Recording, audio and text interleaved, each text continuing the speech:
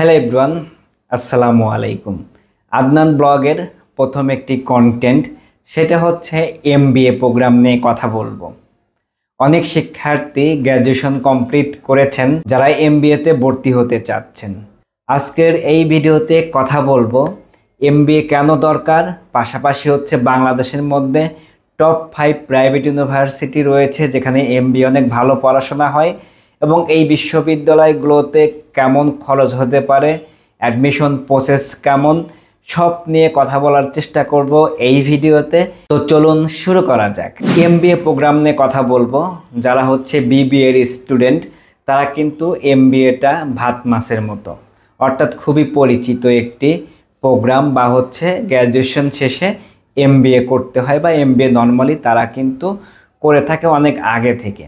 But বর্তমান সময়ে job market বা আদার্স যে মার্কেটিং অথবা ম্যানেজমেন্টের ব্যাপারটা আসার পরে কিন্তু যারা ইঞ্জিনিয়ারিং অথবা অন্য কোনো প্রোগ্রামে পড়েছে তারাও কিন্তু এমবিএ প্রোগ্রামে এখন কিন্তু ভর্তি হচ্ছে, অর্থাৎ এমবিএটা সম্পূর্ণ করছে।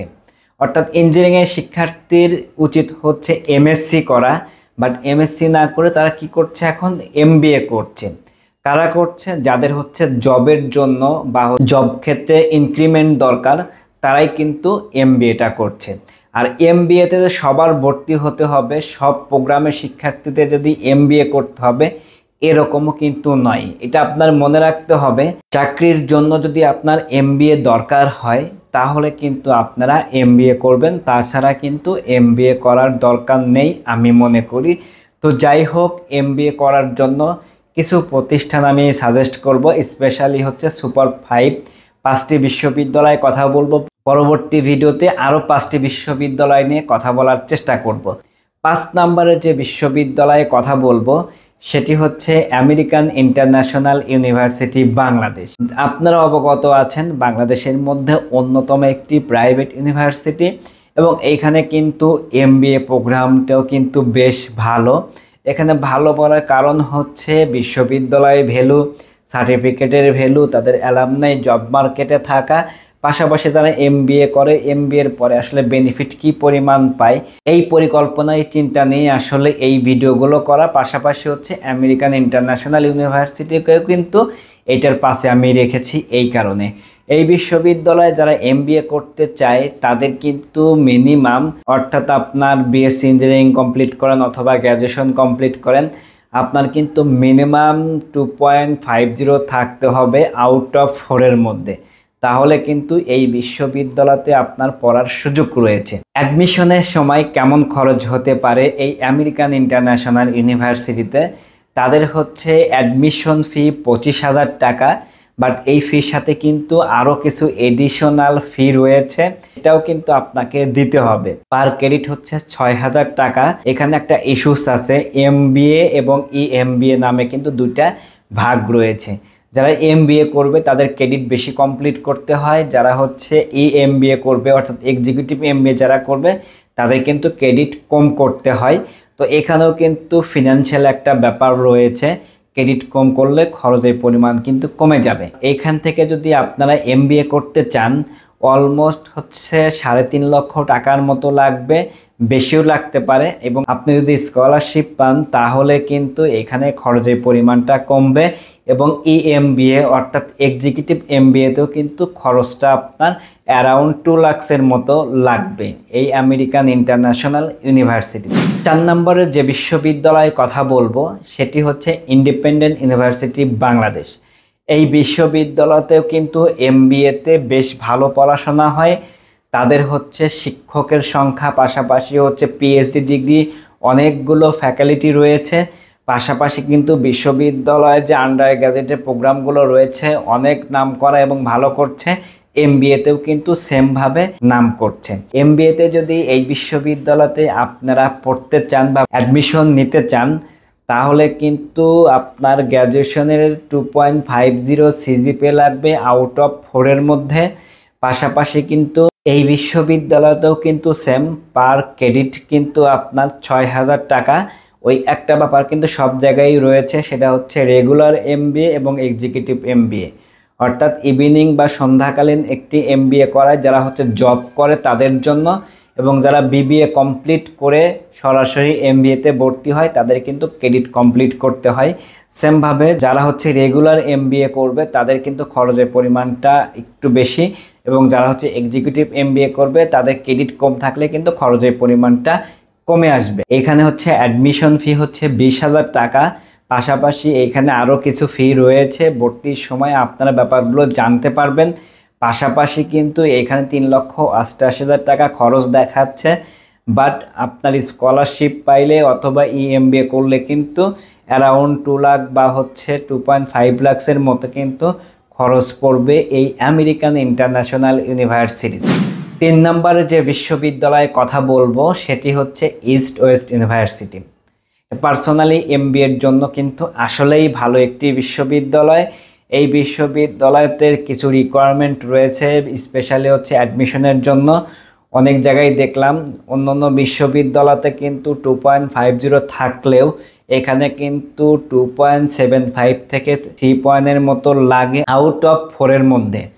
তাহলে কিন্তু আপনি এখানে অ্যাপ্লাইয়ের সুযোগ পাবেন, অর্থাৎ হচ্ছে যেহেতু হচ্ছে এক্সামের মাধ্যমে কিন্তু আপনাকে চান্স পেতে হবে, বাট আপনি প্রাথমিকভাবে কিন্তু অ্যাডমিশন ফর্ম কিন্তু পূরণ করার যোগ্যতা রাখবেন এই পয়েন্টটা পাইলে। এমনভাবে এই বিশ্ববিদ্যালয়তেও কিন্তু 6,000 টাকা করে পার ক্রেডিট, এবং এই বিশ্ববিদ্যালয়তে যদি ফুল ক্রেডিট কেউ কমপ্লিট করতে চায় অর্থাৎ রেগুলার এমবিএ করে, অলমোস্ট 3,88,000 টাকার মতো লাগবে এই ইস্ট ওয়েস্ট ইউনিভার্সিটিতে। আর এখানে ভর্তি ফি প্রাথমিকভাবে 20,000 টাকা দেওয়া থাকলেও এখানে রেজিস্ট্রেশন ফি আছে, ল্যাব ফি আছে, ইয়ারলি ফি আছে। অ্যাভারেজ কিন্তু আপনার 40 থেকে 45,000 টাকার মতো লাগবে ভর্তি হতে।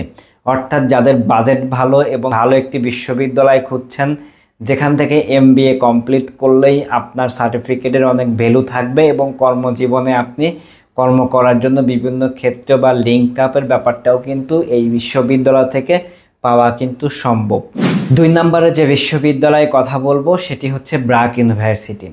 ব্র্যাক ইউনিভার্সিটির কিন্তু কমিউনিকেশনটা অনেক ভালো, অর্থাৎ হচ্ছে লিঙ্ক আপের যে ব্যাপারটা, অর্থাৎ বাংলাদেশে কিন্তু অনেক বড় বড় প্রতিষ্ঠানে কিন্তু এই বিশ্ববিদ্যালয়ের শিক্ষার্থীরা কিন্তু কাজ করছেন। এই জন্য কিন্তু বেশ ভালো ভালো অর্গানাইজেশন বা কোম্পানিগুলো কিন্তু এই বিশ্ববিদ্যালয়ের শিক্ষার্থীদের আলাদাভাবে একটি প্রাধান্য দেয় এই ব্র্যাক ইউনিভার্সিটির শিক্ষার্থীদের। তো এই জন্য সব মিলে কিন্তু এমবিএ কিন্তু অনেক ভালো এই বিশ্ববিদ্যালয়তে। সেমভাবে এমবিএ এবং ইএমবিএর ব্যবস্থা রয়েছে এইখানে। এবং এই বিশ্ববিদ্যালয়তে যদি কোনো শিক্ষার্থী ভর্তি হতে চায় তাহলে কিন্তু গ্র্যাজুয়েশনের যে রেজাল্ট সেটা কিন্তু আপনার 2.50 লাগবে প্রাথমিকভাবে ভর্তির অ্যাডমিশন ফর্ম পূরণ করার জন্য। এইখানের অ্যাডমিশন ফি হচ্ছে 20,000 টাকা, এবং এইখানে কিন্তু আরও এডিশনাল কিছু ফি রয়েছে। ভর্তির সময় কিন্তু মোটা অঙ্কের টাকা কিন্তু লাগবে এই বিশ্ববিদ্যালয়ের। তো এই বিশ্ববিদ্যালয়তে কিন্তু তুলনামূলকভাবে খরচ একটু বেশি, অর্থাৎ বাংলাদেশের মধ্যে এখন সবচাইতে ব্যয়বহুল বিশ্ববিদ্যালয় কিন্তু এই ব্র্যাক ইউনিভার্সিটিতে। কেন নয়, এইখানে কিন্তু পার ক্রেডিট কিন্তু 7,200 টাকা করে। তো 7,200 টাকা যদি ক্রেডিট হয় এবং রেগুলার এমবিএর যদি আপনারা কেউ করেন, অলমোস্ট আপনার 4,10,000 টাকার মতো লাগবে। অর্থাৎ যারা রেগুলার এমবিএ করবেন তাদের কথা বলছি, এবং স্কলারশিপ বা এক্সিকিউটিভ এমবিএ কেউ যদি করেন তাহলে অ্যারাউন্ড 2.5 লক্ষ টাকার মধ্যে লাগতে পারে এই ব্র্যাক ইউনিভার্সিটিতে। যাদের বাজেট ভালো এবং ভালো একটি বিশ্ববিদ্যালয় খুঁজছেন তারা কিন্তু ব্র্যাক ইউনিভার্সিটিতে অ্যাডমিশন নিতে পারেন। নাম্বার 1 ইতিমধ্যেই হয়তো বা আপনারা বুঝতে পেরেছেন, সেটি হচ্ছে বাংলাদেশের প্রথম প্রাইভেট ইউনিভার্সিটি এবং এমবিএর জন্যও কিন্তু সেরা, সেটি হচ্ছে নর্থ সাউথ। অর্থাৎ বাংলাদেশের যে ঢাকা ইউনিভার্সিটি আইবিএর এমবিএ রয়েছে, তারপরে যদি কোথাও কোনো বিশ্ববিদ্যালয়কে এক্সপ্লোর বা ধরা হয় সেটি কিন্তু আপনার এই নর্থ সাউথে। নর্থ সাউথে কেন ধরা হয়? নর্থ সাউথের ওই অ্যালামনাই ব্যাপারটা বললাম। এখান থেকে যারা এমবিএ কমপ্লিট করে তাদের কিন্তু জব অটোমেটিকলি হয়ে যায়, মানে এখানে ডিমান্ডটা এত ভালো। এই জন্য অনেক শিক্ষার্থী কিন্তু এই বিশ্ববিদ্যালয়কে প্রথম চয়েসে রাখে। আমি একটি ব্যাপার দেখে অবাক হয়ে গিয়েছি, এইখানে যারা ফ্যাকাল্টি রয়েছে স্পেশালি এমবিএ প্রোগ্রামের জন্য ম্যাক্সিমাম কিন্তু অ্যাব্রোডের, অর্থাৎ ডক্টর ডিগ্রি আছে, পিএইচডি আছে, ডাবল পিএইচডি রয়েছে, এবং বাংলাদেশের কিছু ফ্যাকাল্টি রয়েছে যারা হচ্ছে সচরাচর আমরা সবাই চিনি, বাংলাদেশের জন্য কিন্তু বিজনেসের জন্য নাম্বার 1 প্রফেসর অথবা হচ্ছে অধ্যাপক, তারাই কিন্তু ক্লাস নিচ্ছে এই নর্থ সাউথে। এখন আসবো এই বিশ্ববিদ্যালয়তে যদি আপনারা কেউ অ্যাডমিশন নিতে চান তাহলে এখানে রিকোয়ারমেন্টগুলো কী কী, যেমন আপনার হচ্ছে গ্র্যাজুয়েশনের কিন্তু 2.75 রেজাল্ট থাকতে হবে, তাহলে প্রাথমিকভাবে আপনি ফর্ম পূরণ করতে পারবেন, তারপরে কিন্তু পরীক্ষার মাধ্যমে চান্স পেতে হবে। এবং এই বিশ্ববিদ্যালয়তে কিন্তু এখনও 6,000 টাকা পার ক্রেডিট রয়েছে, বাট MBA এবং EMBA এর যে পার্থক্য সববারই বললাম সেটা কিন্তু এখানেও থাকছে।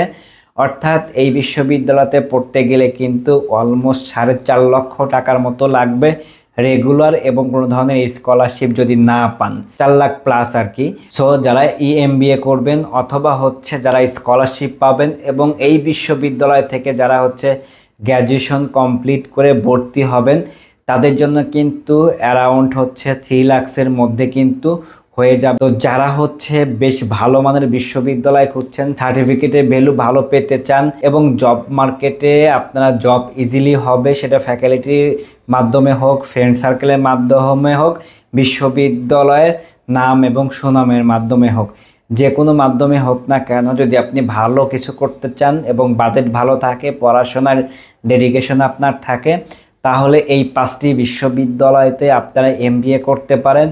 আশা করি অন্য অন্য বিশ্ববিদ্যালয়ের তুলনায় এই 5টি বিশ্ববিদ্যালয়ে অনেক ভালো হবে। তো পরবর্তীতে আরও 5টি বিশ্ববিদ্যালয় নিয়ে কথা বলবো, যে বিশ্ববিদ্যালয়গুলোতে মিডিয়াম খরচ। তো ততক্ষণে ভালো থাকুন, সুস্থ থাকুন এবং আদনান ব্লগের সাথেই থাকুন।